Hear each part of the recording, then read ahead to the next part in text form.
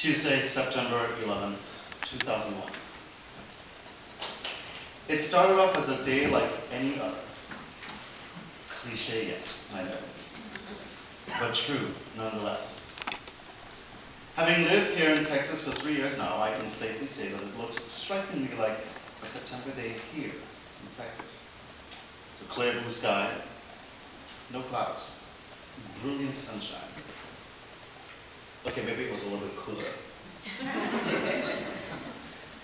Alas, though, the cliche was not to hold for much longer. By 9:30 a.m., we all knew that September 11, 2000 was definitely not a day like any other. By 9:30 a.m., we all knew, and by all, let me point out that I do mean all of us. By 9:30 a.m., we all knew that our country was under attack. By 9:30 a.m., I should have been at work for at least a half an hour, but I wasn't. No. I was one of the thousands of New Yorkers making our way to our respective offices via the nation's largest underground subway system, the New York City subway. Here's a visual for you. For those of you who've never experienced the New York City subway. Can you see the red dot? It's not hard, it's really small. Anyway, this part here is Brooklyn on the right bottom side of the screen, and then it goes up to Manhattan. World Trade Center is right about there. I lived right here, pretty close to Lower Manhattan, separated by the East River. And this red line is the line that I took to get to work, all the way up, just past here, 86th Street, which would be right about there. My partner Jonathan and I had just moved into our first apartment in that small area called Cobble Hill.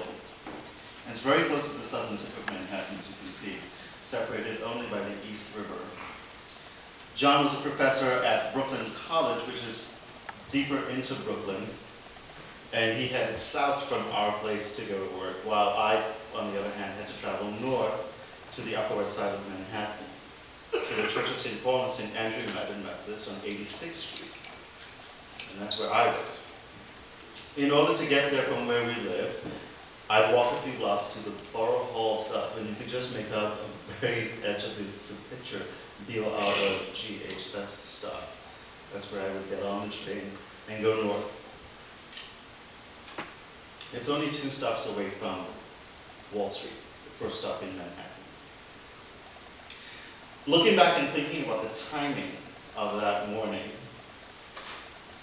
leaving my apartment at approximately 8:20, taking a few minutes to walk to the subway station, waiting a couple minutes on the subway platform for the train to come by, and then starting the journey into Manhattan.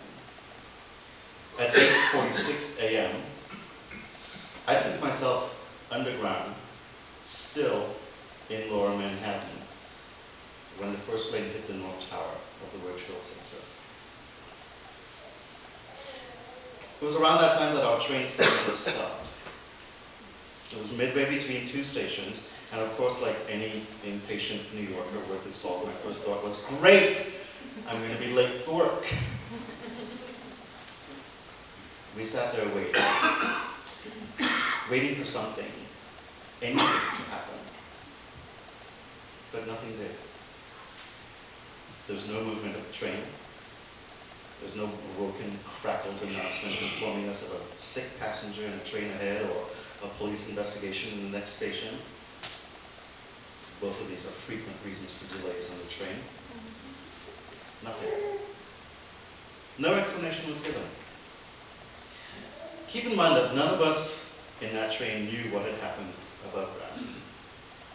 As far as we were concerned, it was just another delay on the subway. Now, I've seen a couple of movies about the subway systems in New York, like the Taking of Pelham 1, 2, 3, to know that the controllers at the dispatch station not only would have known what had happened at 8:46 a.m., but more than likely would have alerted our trained engineer and conductor as to the gravity of the situation above. Wisely, I think, a conscious decision was made not to tell us, the passengers, what had happened. So we sat, and we crawled a few inches. We sat, and we crawled a few feet. Think I-35 after an accident, or just south of Austin at rush hour. And we sat. Then we moved at a snail's pace until the next stop. At 9:03, when the second plane crashed into the South Tower, we were still underground, still wending our way to work, still moving at a slow pace, and still oblivious to the events that had happened that would change all our lives forever. It was close to 10 when I finally got to the stop I needed to get to my office. As I rushed down the block to get to the church, I noticed that there were fire engines screaming their way downtown from where I was. I noticed helicopters in the air. Some were just hovering, probably news copters, and some were making their way down. And police copters. I was about to find out what really caused our train to be delayed. I got to the steps of the church and was greeted by one of my colleagues saying, "Danton, call your partner, he's worried about you." Silly boy, I thought, I'm just late, that's all. So I called Jonathan, and immediately picked up the panic in his voice. "We've been attacked! We're at war! Come home!" Afterwards, he calmed down and told me this whole story. The whole story of how 19 hijackers had turned 4 commercial airlines into missiles. He told me he had gone up to the top of the roof of our building, our apartment building, and he could see the smoke of the fire from where we lived. He told me that when the second plane hit, he saw it on television, he heard the noise outside, and our building shook from the impact in Brooklyn. I rushed into my office and found a network online that I could be kept abreast of what was happening. It was on the computer screen that I watched the footage we've all seen ad nauseum. The footage of that second plane crashing into the tower. The footage of the utter and complete disbelief on the faces of New Yorkers who could only watch in horror. I too watched in horror as we saw victims jump out of a burning building from 100 stories up. I remember thinking to myself, what fate could be so horrible that I would consider jumping to certain death a better option. The horror would continue as we watched the buildings fall. First one, then the other.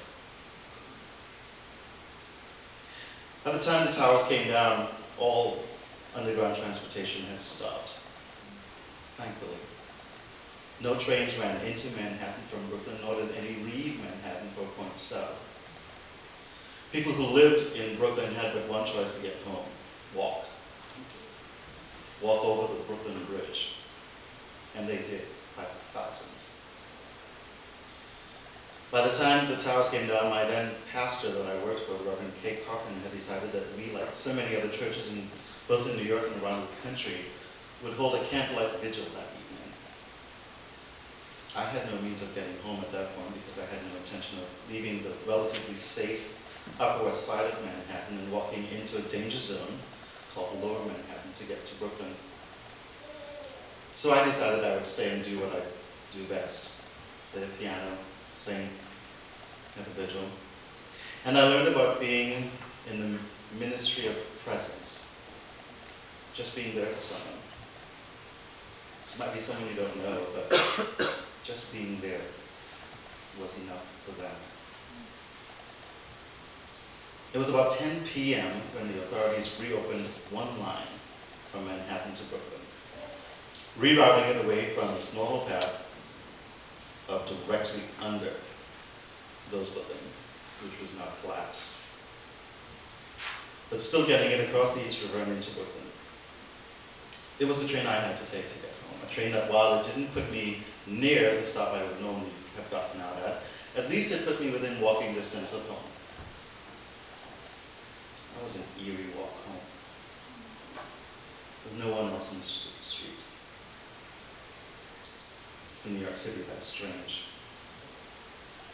Everything was ash gray. Cars were covered, buildings were covered, and the streets were just buried in it. I walked ankle deep in ash all the way to my apartment. The acrid smell of smoke still lingering in the air. It looked like a scene out of a war movie, not something I should be experiencing like this. A few days later, not even a week had gone by, Jonathan and I were walking from our home one evening, and going down the street, we noticed a group of young men on the other side who had stopped in their tracks and just stared at me. You see, to these young men, I look just like one of them. And because I looked like one of them to these young men, I must be one of them. And from the looks on their faces, Jonathan strongly felt that it would be safer for us to get me off the streets as soon as possible. It was the first time in New York City that I felt threatened because of the way I looked. What do you mean I'm not white? Oh.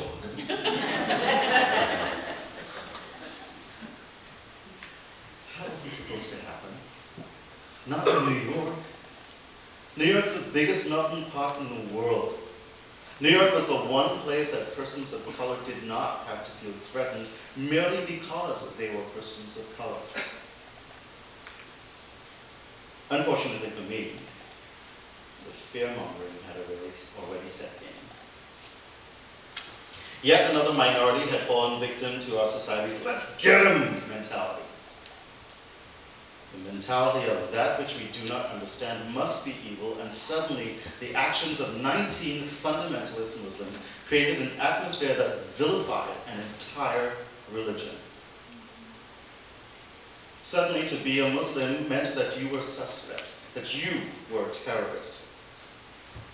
Suddenly, who did we become as a nation?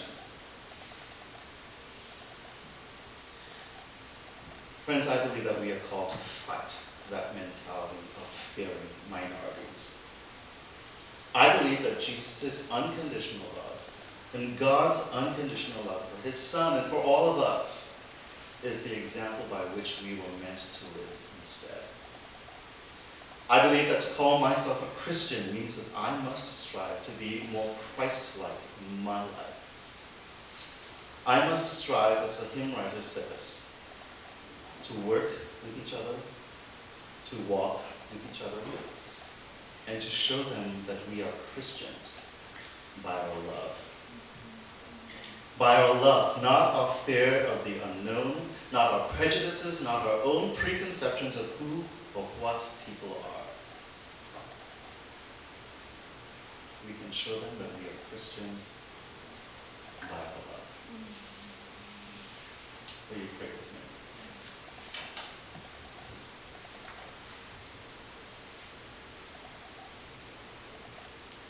Creator God, sometimes it's hard to love what we don't know. Sometimes it's hard to be a Christian. But with your guidance and your strength, we know that we can. We know that we are able to overcome our fears. Help us. Help us to understand more, to be more tolerant, to be more patient. Help us to heal as a nation. We remember all those who were affected in that day. The 2,796 lives that were lost.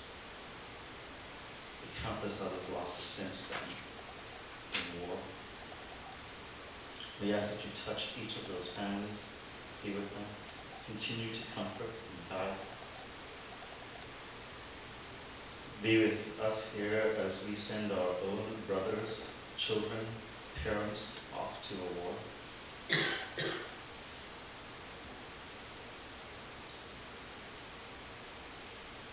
Help us to show